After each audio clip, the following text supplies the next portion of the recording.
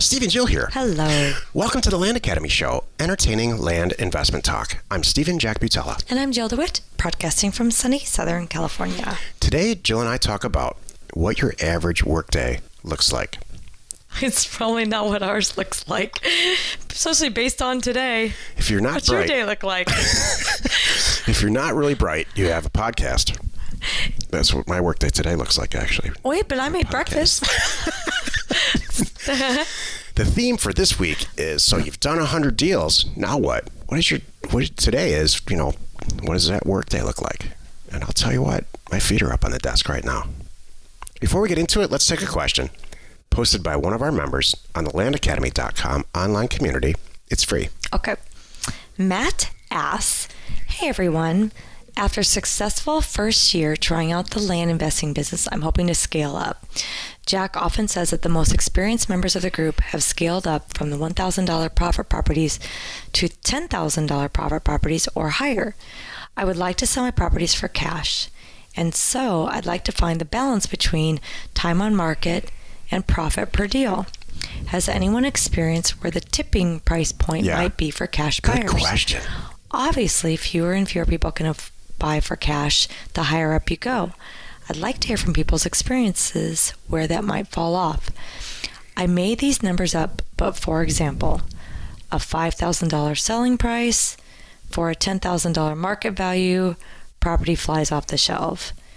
$10,000 for a $20,000 market value sells fairly quickly as well, but $20,000 to $30,000 selling price takes a long time. Most cash buyers are $10,000 or below, or something along those lines. Please reference your selling price and your determined market value. Thanks in advance for your time and consideration of this question.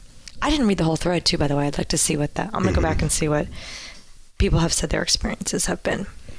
What better way to answer this question than to just give you an example? If you go to Landio, LANDIO.com, we have no affiliation, and his name's Tori, who owns this property, owns the company, and he's been a member now for over a year, and he went from zero to making to exactly what you're shooting for here, and he makes 6 digits a month. He's easily made $1 million so far.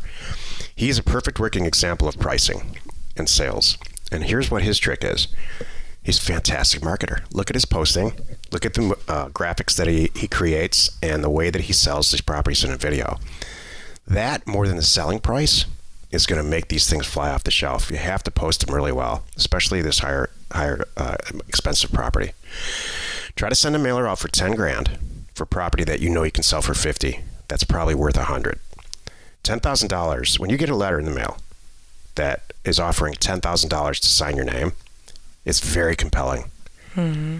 I don't care who you are. $10,000 for a piece of property I'm never going to use. Do I want $10,000 right now, or do I want to list it with an agent? Wait 6 months? No, it's very. Mm-hmm. It works. So I would shoot for. This is what Tori does on Landio. He's a perfect working example. Look at all of his completed sales. He sells between $40,000 and $80,000 to $100,000, and he buys them for like 10 or 15. Mm-hmm. It's a great place to move from. But listener, not Matt, listener, you don't want to do this in the beginning. You want to learn first. Do 10 properties where you make $1,000 a unit, and you're real familiar with how to do it. Yeah. Mm-hmm. Today's topic. Oh, do you want to say anything there? No, I'm fine. Oh, Jill, are you still here? All good. You ever listen to Howard Stern and he's got Robbins in the back? I never really. There's a whole 4 hours where he just talks, and and Robin's just sitting there. That's hilarious. How does she do it? I don't know. She probably makes hordes of money, so just sitting there listening. Just to sit there. Yeah, love it. Today's topic: what your average workday looks like after 100 deals. This is the meat of the show. What do you think, Jill? Try to be serious now. Oh, really? No, well. Go ahead. Let's start with you. Okay, the first thing is reports. In a perfect world, you're waking up looking at reports. And in a perfect world, you're looking at one of them is your bank account. That's exactly what we do.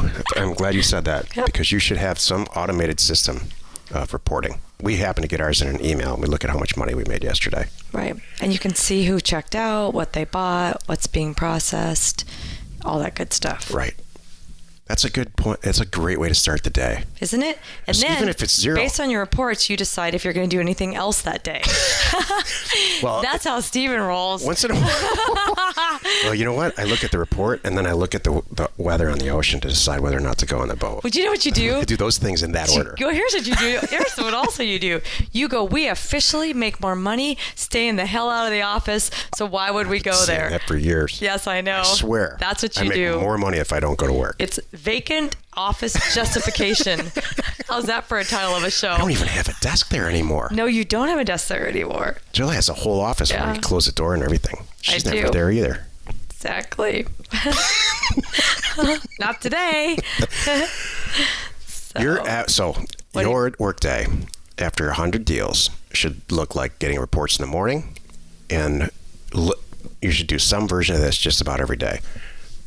Scouting for new places to send letters, and then manipulating data so that you can actually pricing data and sending letters. You should be thinking about all the time, what other niches, like from yesterday, do you want to expand into? A very logical expansion for people who have done already 100 deals is houses. Very, very logical. Mm-hmm. And we'll be releasing House Academy when, in October? November. Okay, November. Mm-hmm. So I'm filming it right now, and I'm having more fun than I can tell you. That's what my work day looks like, filming. Exactly. So you should always be thinking about acquisitions. You should look at your inventory. I mentioned this a couple days ago. Look at the property that you own, free and clear, houses included, and the cash that you have. And always be looking for new ways to market the property that you own faster so that you can convert the dirt into cash.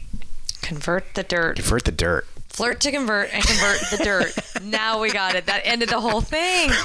That's perfect. We haven't talked about that in a long time. You want to be converting real estate into money all the time, and then plowing that money back into real estate to convert it into money. Yep. Over and over again, and then choose a point where you're done. Or don't choose a point. It's okay too. It's so easy. It's so easy for us. We have a whole staff. Do you remember this guy? I don't know if you remember me. This was like a year or two ago. I just remember getting this guy calling about some property. I don't remember if it was. We must have hit him with a mailer, and it was so darn funny because he said, I retired from this business, like technically retired 10 years ago, but he's like, it just keeps going. It doesn't stop. He's like, so why would I say no? Yeah. He technically retired, but he still buys and sells 10 years later because the profit's too good. He just does a few here and there just because. Once a month, I sit down for about a full day, probably 8 hours, maybe 10 hours total. And I do the mailer for the whole month. Mm-hmm. So I do have one full work day a month for sure. That I actually. Well, there's one we can account for. And I can't. Just kidding. I wouldn't.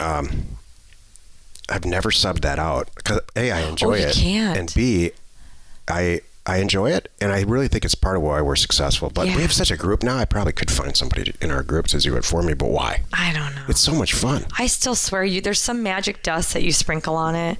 There's something that comes in the pricing.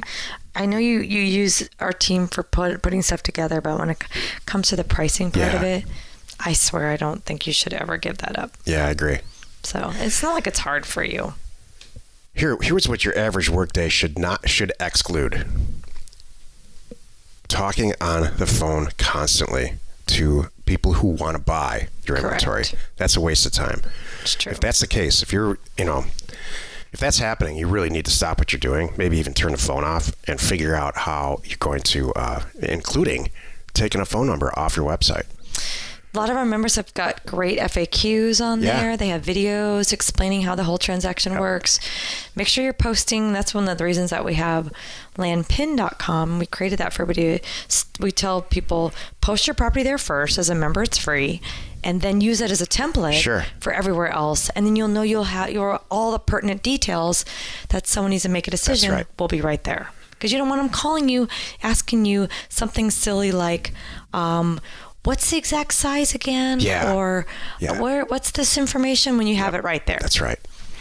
You really want to use the postings on Landpin as a gate. You look at other people's postings. It's really easy to see who's taking this seriously and who's not. Mm-hmm. A good posting will do all the work for you.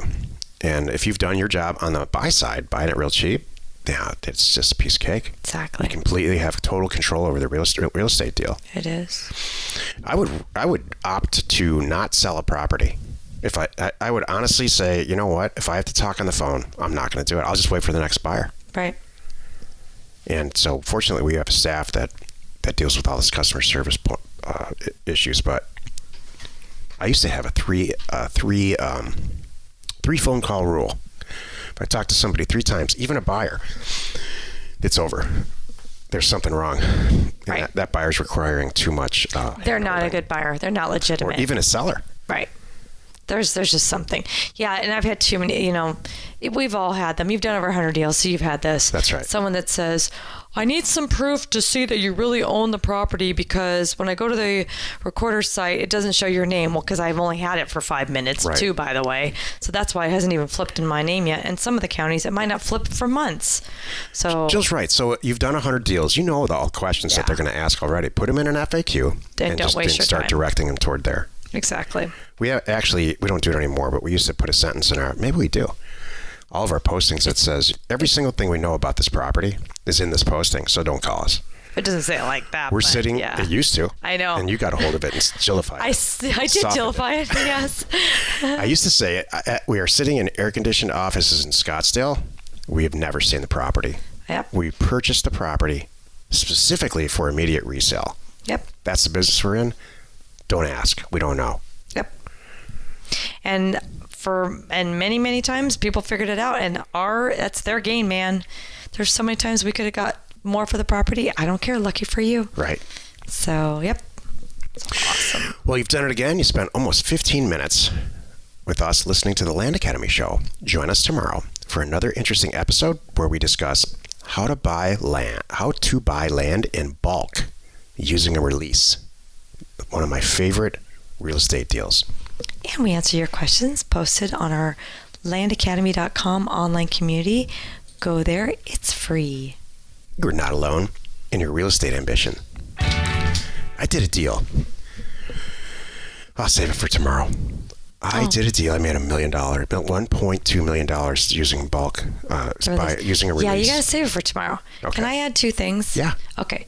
Number 1, for anybody here who's done more than 100 deals and you're struggling with this is one of the reasons why we are having this live event in October.